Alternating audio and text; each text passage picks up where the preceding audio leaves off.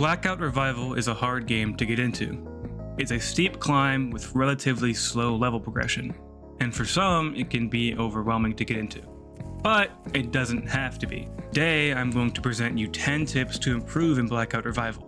These tips will range from PvP advice to PvE advice to help you progress in level and as a player. I'll try to include a healthy balance of both, but without further ado, let's begin.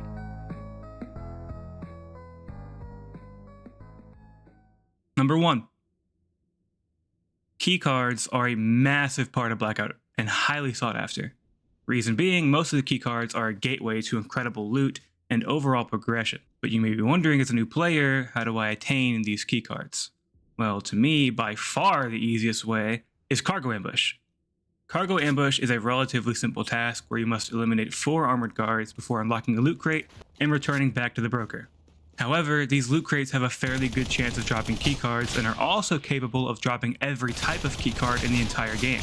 You will mostly find purple keycards, but you will get the occasional green, orange, and rarely even blue and red keycards. For more information on keycards and what they do, there's an entire video explaining them on my page, which will now be placed in a card on the top right of your screen. Number 2. PvP in Blackout can be complex, and it can also be very simple. While most may tell you to train your aim and just play more to get better, I personally highly recommend studying the map as a new player. Don't get me wrong, improving your aim and playing for experience is very crucial, and you definitely should do it. However, more often than not in Blackout, many fights can be swayed by who has the superior map knowledge. So much as knowing something like, I know this second route, I can use it to flank this guy, or I'm being chased, let me dip into the metro opening and counterattack him in the tunnels, can win you so many gunfights and save your life, even if your aim is shit like mine. So simply take your time as a new player to take in the map, your surroundings, and really get an understanding of it. It can and will sway things in your favor from time to time. I will also now briefly display a layout of the Blackout map on screen. Pause if you need to and study as you wish. Number 3. At some point, you're gonna need to pick a faction. Well, you don't need to, but it's definitely recommended. And while it's purely up to personal choice, I suggest the Rebels for new players. Their tasks are easier and in my opinion overall better. Their faction-based raid is far easier and a very quick easy 25k in your stash, and all things of the sort. Plus, well, this isn't a fact, but I see it from personal experience, Rebel players tend to be far more friendly and far less toxic than Vulture players. I'd say you're far more likely to get killed by a random Vulture than a Rebel, which I do fear is lore accurate. But that's not factual, just something I tend to notice. Overall, you should choose them as their tasks are far easier in terms of money-making methods in my opinion. And you should definitely grind up the Vulture warehouse raid a few times, as again, it's an easy 25k. You'll only need likely light tack armor with a deagle or tack 14, and you can get in and out easily and pretty quickly with a good 25k. Now keep in mind, this task has a long cooldown of roughly 25 to 30 minutes. Number 4. There are 2 options for your camera in Blackout Revival, simply first and third person. However, as a new player, you might be wondering which is better, should I alternate between the 2, and what's the best time to use either one? And honestly, it's really simple. In close range combat, I'd say around 20-ish studs, you want to be in third person. It helps you stay more mobile and keep track of your enemy without really hurting your accuracy. For mid to long range engagements, you always want to use first person with 0 exceptions. Third person has a significant accuracy and spread penalty that first person does not have. As a result, the first person is far more accurate and honestly should be used most of the time. Third person is really only viable if the enemy is right up in your face. Sometimes you'll be forced to use first person regardless though, as some optics aren't available to be used in third person. Number 5. Now let's talk about weapon choice, something I find pretty important. Beginning players will obviously be limited and restricted in terms of their weapons, and many of the higher tier quality weapons are simply unobtainable. However, that doesn't mean there's no hope. There are some early available weapons that do excel even against armored players. So here are some weapons I personally recommend that aren't too high level. For starters, though a pretty obvious one, the Uzi. The Uzi is honestly a solid choice. I know I gave it a lot of shit in my weapons tier list video in the past, which I might be updating soon, but it really can do fine. Unlocked at level 3, it boasts low recoil, good attachment options, and an acceptable fire rate. Assuming you can hit your shots, the Uzi can rival higher tier guns in itself. And of course, many of you probably knew this was coming, the TAC-14. Unlocked at level 12, it is a fan favorite beloved shotgun due to the fact that it hits like an absolute fucking truck. Great damage with solid armor penetration.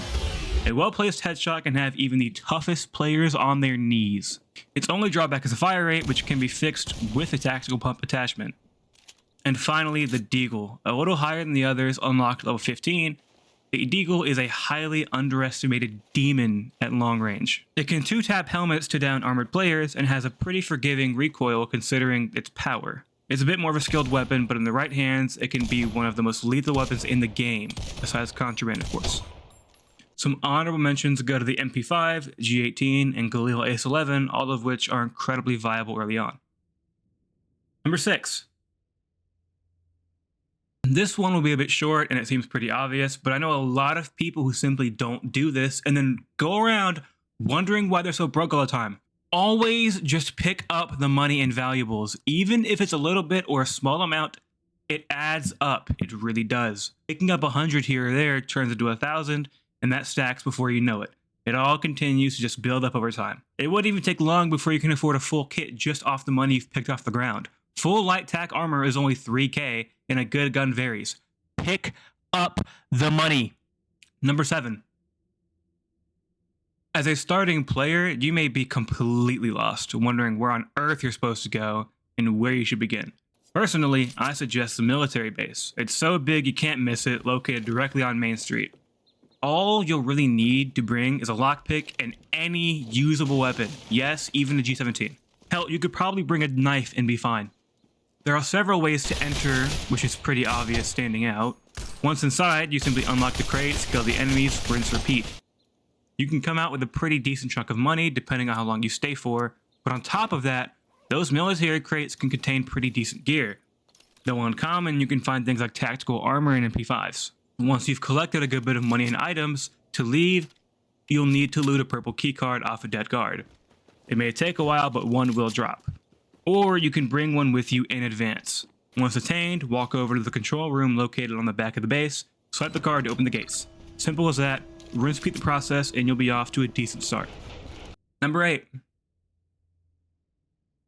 This may be extremely obvious, but you'd be surprised at the amount of people who just completely ignore this feature and then wonder why they're getting shit on. If you are under level 20, play in beginner servers. There's no shame in it. It's there for a reason. When I was starting out, beginner servers didn't exist, but now they do, and they make things so much easier. I know they do, thanks to my playing as level 1 video a few weeks back. Do you guys want to see a part 2 to that, by the way? Because let me know. I'd be a liar if I said I wasn't running out of ideas here. Thank you. Anyway, yes, play beginner servers. Restricted to only low levels, it gives you a mostly peaceful start to the game. At least far more so than standard servers do, because God knows. Keep in mind, some keycards, like oranges for example, do not work in beginner servers. So if you want to use those, you have to transfer to standard temporarily, and if you do, just use a low population server. The loot bonus in 3 stars is not worth getting countered 20 times. And as a beginner, you likely aren't prepared to deal with being countered. So yes, I say one more time, play on beginner servers. You will thank me later. Number 9. I know some of these tips are about PvP, and by all means, you'll need to fight others in this game. But at the same time, as a beginner player, only take the fights you need to take. Don't be shooting at or attacking every single person you see. The less enemies you make while trying to do your own business, the better. Because I promise, people are petty in this game. Petty as fuck. Hell, I'm one of them. Just yesterday, some duo killed me after ATM camping me with 0 gear. So when they went in the bunker, I waited on a rooftop for 30 minutes with an AWM and sniped them both when they left. Gained almost 25k off their bodies. Great decision. People are petty and they will come after you. And I'm one of them. Everybody's one of them in this game. Anybody that has weapons and money will come after you. So unless you're actively trying to just fight people and fuck around, keep to yourself and off of people's radars. The easier you can work in peace, the better. Keep to yourself, take on the fights you need to, and focus on leveling up to attain better gear. That is the way. Number 10. Again, this may be another pretty obvious one, but so many people just don't do this, and I'll never understand why. Save your money. Save it. I see so many people buying full kits like every single time they spawn in, and you simply don't need to. It's a waste. You're burning like 5 to 10K every single spawn. Buy what is necessary. Sometimes you simply don't need armor. Sometimes you don't need a fully kitted AK with a Dragon's Breath spaz in your back pocket. As a beginner, just buy what you need, and that is all. If you're rich, do whatever the hell you want. Personally, I have 2 million in my stash, and I'm still scared to just blow money like that. So save your money. It is far easier to make money and progress with a good stash balance than to make money and progress after going broke. If you have less than like 500K stash, stop blowing your money. Just stop. That shit goes quicker than you think. 1 million is a safe zone, I feel. Other than that, stop. But that'll about do it for today. Those were 10 tips or words of advice to hopefully help you in Blackout. If you enjoyed, please do like and subscribe. I'd appreciate it very much. Before I go, I'd like to say thank you all for your patience while I was away. Some of you who actually check the community tab may know I was away helping family for a little over a week. And before that, there was a hurricane and so many other issues. But now I'm back, and there should be no more disruptions for a while. I like to push videos out every other day or at least 3 times a week, as I do create these entirely on my own. So that should continue. But with that being said, thank you for your time.